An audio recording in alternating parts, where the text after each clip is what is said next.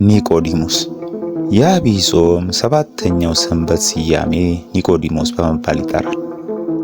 ይህ ሳምንት በጾሙ መጨረሻና በሕማማት ሳምንት መጀመሪያ መካከል ያለ የብርሃንና የጥልቅ እውነት ፍለጋ ሂደት ሲሆን ታሪኩ የሚጀምረው በዝምታ በተዋጠችው የኢየሩሳሌም ሌሊት ነው። ኢየሩሳሌም ተኝታለች። ነገር ግን የአይሁድ መምህርና የሸንጎ አባል የሆነው ኒቆዲሞስ እንቅልፍ አልወሰደው። በልቡ ውስጥ የሚነድ ጥያቄ አለ። ያ ጥያቄ ደግሞ ይህን ድንቅ ትምህርት የሚያደርግና በስልጣኑ የሚያስተምር ሰው ማን ነው የሚል ነበር። ኒቆዲሞስ ክብሩንና ማዕረጉን የሚወድ ሰው ቢሆንም እውነትን ለማግኘት ግን ጥማቱ በረታበት። ቀን ቢመጣ አይሁድ እንደሚቃወሙት ያውቃል። በመሆኑም ክብሩንና ፍርሃቱን ተሸክሞ በሌሊት ጨለማ ተሰውሮ ወደ ጌታ መጣ።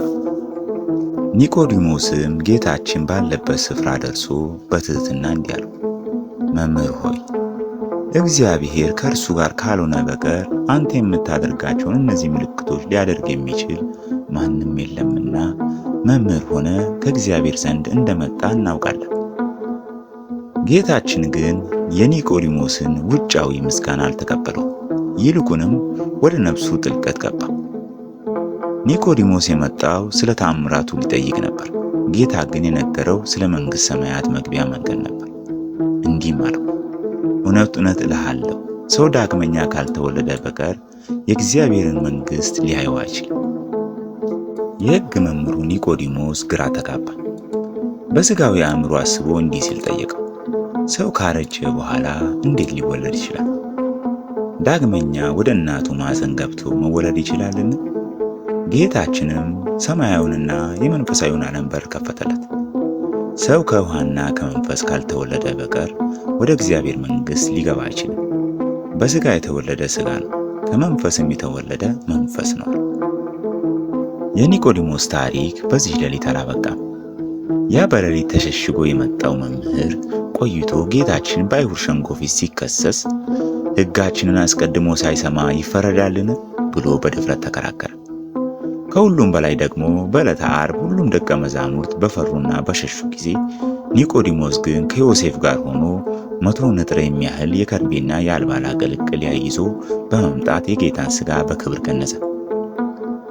በሌሊቱ ተሸሽጎ የጀመረው ጉዞ በመስቀል ስር በይፋ ፍቅርን በመግለጽ ተፈጸመ።